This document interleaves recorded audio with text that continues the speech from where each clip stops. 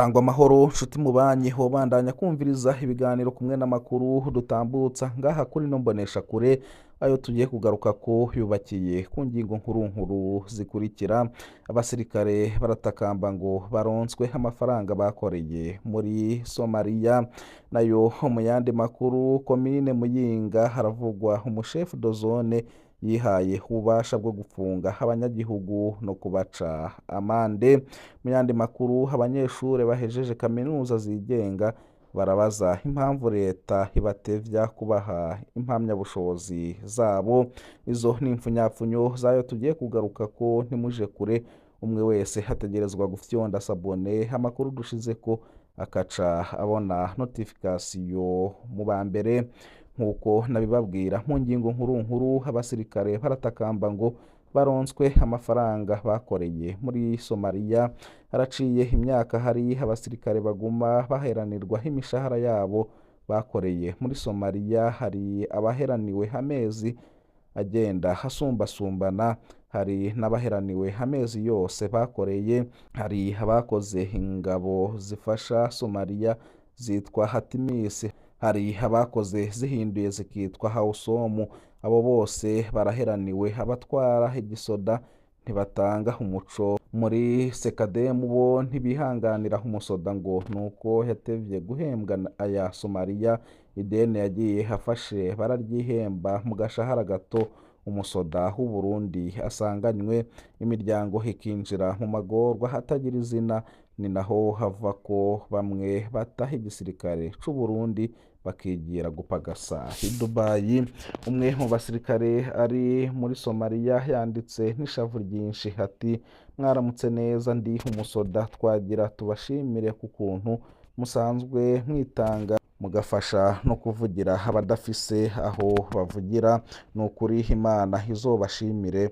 Hari ababatuka ariko iciza nk'uko ababashimira ari bo benshi cane. Nagira mbasabe mudufashe mutuvugire. Turazi neza ko ivyo mwandika, ivyo muvuga umukuru w'igihugu abyumva canke babimubwira. Twari twipfuza kumenya ko twoba dukorera umuntu nuko twaba dukorera igihugu. Hari abasoda bamaze imyaka 4 badahembwa agashahara. Reka mbivuge mw'ubu buryo. Mu bisanzwe ndiko mvuga abasoda bagiye mu butumwa bwabo muri Somalia. Imbere yuko ryitwa Hausom ryari ryitwa Hatimis. Imbere ya Hatimis naho yari Amisom. Kuva twinjiye muri Hatimis vyaciye bitangura kuyuyumba ibijanye n'agashahara, aho umukuru w'igisoda waciye afata igisoda nkaho umengo ni iciwe. Kuva mu mwaka wa 2022 gushika n'uyu munsi hariho abasoda bataraheza guhembwa. Guhera mu mwaka wa 2022 mu kuduhemba bagiye barasimba amezi. Muri 2023 naho nyene barasimba amezi. 2024 barasimba amezi. Umwaka wa 2025 n'uwo turimwo hoho nibara nta n'ikivugwa. Ubu rero hari abasoda bagira batahe mu Burundi basubire mu miryango. Baheraniwe amezi 20, abandi baheraniwe amezi 16. Aba basoda ntibazi ico bazoshika babwira imiryango. Izi ko uwabo amaze amezi hafi 22 mu gahinga agaca ataha atanu umukate ashiriye umwana. Turasavye umukuru w'igihugu yishire mu mwanya wabo basoda bamaze ikiringo nk'ico abana baza kubasanganira ataco babaha kandi vyitwa ko bakoreye igihugu. Baduhenda ngo ntaraboneka, yamara baraduhenda. Turibaza ingene muri 2022 babahemvye bagasimba amezi, muri 2023 bagahemba bagasimba amezi, na 2024 bagasimba amezi. None twovuga ko hari Hatimis yoba yagiye irasimba amezi mu guhemba? Nukuri abasoda bararushe. Turasavye umukuru w'igihugu aturenganure. None ko mbona chef d'etat major adufata nk'abakozi bo mu nzu, twoba dukorera umuntu canke dukorera igihugu? harabuze uwundi yomusubirira kugira agerageze gusubiza icizere mu basoda. Nukuri sinoguhenda igisoda batakigarukaniye muzoba mumbwira iki gisoda iyo cavuye mwese murahazi, nukuri muzoza mumbwira. Turagusavye mudutambukirize ubu butumwa twinginga umukuru w'igihugu haturenganure kuko turarushe pe. Abagomba batahe mu Burundi bobo ntibafise ayo bacira n'ayo bamira, ntibabona uko bazoshika mu miryango. Aka kamo k'abasirikare karumvikana. General Prime Niyongabo hatwara igisoda natange umuco. Umushikiranganji Marie Chantal Nijimbere hajejwe abasoda nashikane ikibazo ciwe muri leta. Umukuru w'igihugu Evariste Ndayishimiye niyishire mu kibanza c'ingabo hatore umuti. Ubuho ni wenyene hatwara ubumwe bwa Afurika, niwe hagaba bino bibazo no mu rwego rwa Afurika yose. Natore inyishu. Mbega hoho Atimisi na Awusomu zitevye guhemba abasoda bacu, ni kuki igihugu kitoya bagurana ko kiba kizi neza ko hazoza? Ni kuki ingabo y'igihugu yopfa nabi kandi yo iba yakoze ibanga igihugu cayitumye? Ntimubona ko Burundi usanga buriko burisuzuguza? Nayo mu yandi makuru, komine Muyinga haravugwa umushefu de zone yihaye ububasha bwo gufunga abanyagihugu no kubaca amande. Yitwa Vitali Muhigirwa arongoye zone Higiro muri komine Muyinga intara ya Buhumuza. Abanyagihugu bamwagiriza ko afise icumba ku biro vya zone yagize agasho hafungirwamwo abantu, akongera akabaca amande y'umurengera kugira abarekure. Akarorero batanga ni umunyagihugu yitwa Jerome Ndacayisaba batazira Vashe, kugeza ubu afungiwe aho kuri zone Amahoro. Jewe ndi umuntu mba muri komine Muyinga zone Higiro, nashaka kubasaba mutabarize umwenegihugu yitwa Jerome Ndacayisaba batazira Vashe. Asanzwe hari umwigisha akorera Gisanze. Ku wa Mungu uheze niho yateramira ku isoko ya Kiremba aho yariko yihereza inzoga, aratinda ataha nk'isaha 3 z'ijoro. Niho rero yayoberwa muhira hiwe, aca adodora ku mugore azwi ko hari umugenzi w'umukuru w'umutumba Karimbi witwa Nayabagabo. Wa mugore aca telefona Nayabagabo, nawe aca harungika imbonerakure azitegeka kumucungira kuwo muhana. Bukeye baciye baja kumufungira mu kumba kari ku biro vya zone Higiro. Kugeza ubu Jerome hafungiwe muri ako kumba. Ikibabaje kurusha, baciye amande hangana n'imiliyoni 1,450 y'u Burundi. Ivyo vyakozwe hopije afadikanije na chef de zone Vitali Muhigirwa. Abanyagihugu twarumiwe, mbega chef de zone harafise ububasha bwo gufunga abanyagihugu? Hoho amupfungiye iki ko hatari inkozi y'ikibi iriko ironona umutekano, akaba atari n'uwoca ahunga? Ko utagira ngo ni ivyemezo bariko barakingira canke ngo n'icaha hagiye gusubiramwo bamupfungiye iki?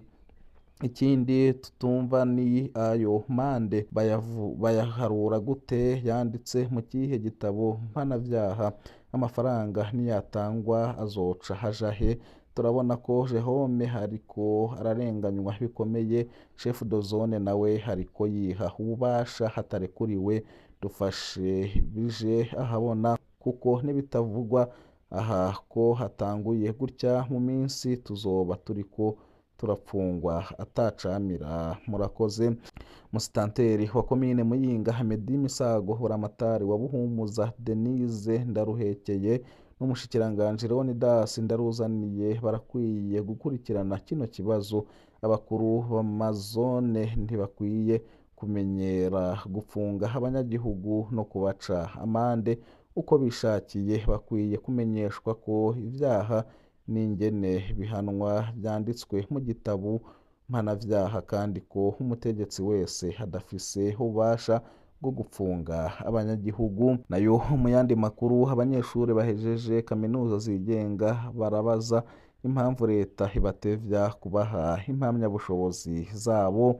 Umwe muri bo yanditse ati: ndagize mwiriwe, nagomba kubasaba mudufashe musemerere abanyeshure twagiye turaca mu ma universite prive, turafise ibibazo bikomeye cane, turiga tugaheza, twasaba amadiplome tukarindira tugahebura, twobaza bakatubwira ngo birateba muri ministere, nimudufashe musemerere turonke impamyabushobozi zacu.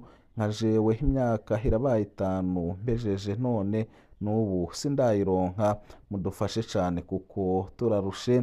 Umushikiranganji François Havyarimana yoraba agatunganiriza abo banyeshure. Nayo mu yandi makuru, Kirundo, abakenyezi ntibiyubahirize imbere yo kubahwa, vyashikirijwe na Buramatari Victor Segasago mu birori vy'umunsi mpuzamakungu wahariwe agateka k'umukenyezi muri komine Kirundo. Buramatari w'intara ya Butanyerera Victor Segasago yahamagariye abakenyezi kwiyubahiriza no gukurikiza amategeko mu ntumbero yo kubaka agateka kabo no guteza imbere imiryango.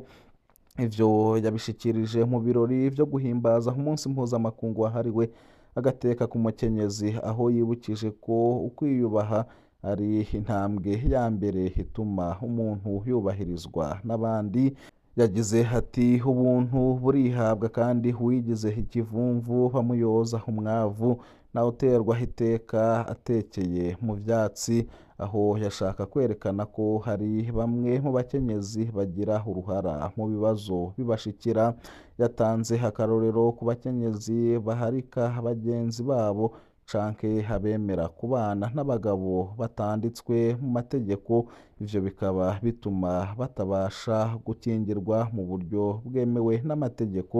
Buramatari Segasago yibukije kandi ko ataterambere rishoboka mu gihe mu ngo huzuyemwo amatati, ashimangira ko umukenyezi afise uruhara runini mu guteza imbere igihugu. Yasavye abagabo gufasha no gushigikira abakenyezi babo kugira bubake ingo zitekanye zishobora guteza imbere imibano n'igihugu. Nayo mu yandi makuru, Nyamurenza, ibitaro vya komine bimaze amezi 6 bidafise amazi meza. Abaforoma bakoresha ibihumbi 6 y'u Burundi ku munsi mu kuvoma. Ikibazo caturutse ku muringoti wacitse. Ibitaro vya komine biri muri zone Nyamurenza, komine Kiremba, intara ya Butanyerera birugarijwe n'ikibazo gikomeye kubura amazi meza, kikaba kimaze amezi 6. Abaforoma bakorera kuri ivyo bitaro bamenyesha ko kugira bashobore gukora bakoresha amabido 6 y'amazi ku munsi, bakayavomesha amafaranga hagera ku bihumbi 6 y'amarundi. Ayo mazi bayakura ku mwonga wa Kabingo uri nko ku kilometero kimwe uvuye kuri ivyo bitaro. Abanyagihugu bo ku mutumba Murama uri hafi y'ivyo bitaro bemeza ko ikibazo c'amazi caturutse ku miringoti wacitse ku mutumba wa Mushonge, kikaba kimaze amezi 6 kitaratorerwa inyishu. Ubuyobozi bwaho bukavuga ko buriko burarondera uburyo bwo gusana uwo muringoti. Ico kibazo kirahangarikishije cane kuko ari ibitaro bikenera amazi meza ku rugero rwo hejuru mu kwitaho abarwayi no kubungabunga isuku. Mu gihe ivyo bitaro bikenye amazi, ku rundi ruhande kw'ivuriro rito ryitwa Gitare riri muri iyo zone nyene amazi harahari, ariko hakagaragara ko umwanda mwinshi, aho imisegetera yahinduye ibara n'ahakoreshwa amazi lavabo hakaba hadatunganye. Umuforoma twahasanze kuri uwo munsi wa 28 Ntwarante 2026 yahamagaye abajejwe isuku, maze bemera ko bagiye gukosora ivyo bibazo vyagaragaye. Kugeza ubu abajejwe igisata c'amagara y'abantu muri komine Kiremba ntibarashobora gutanga icegeranyo kuri ico kibazo.